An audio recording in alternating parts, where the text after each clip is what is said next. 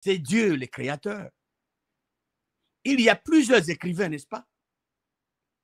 Moïse a écrit, David a écrit, Isaïe a écrit, Ézéchiel a écrit, Matthieu a écrit, Luc, Marc, Jean, Paul a écrit, Pierre a écrit.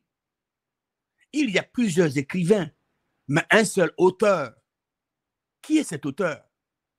Dieu, le créateur de toutes choses, le Père de Jésus-Christ.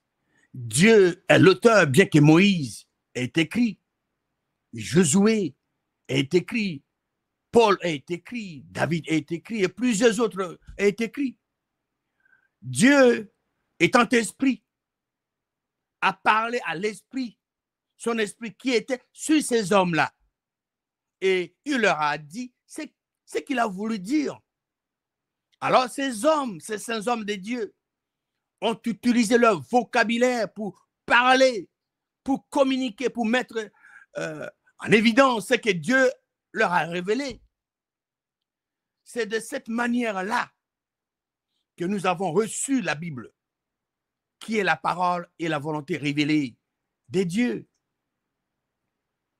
Des saints hommes ont parlé de la part de Dieu, le Créateur, car ce n'est pas par une volonté d'homme qu'une prophétie, tout ce qui est prédit ou déclaré a jamais été apporté, mais c'est poussé, incité par Dieu le Créateur, que des hommes ont parlé de la part de notre Créateur.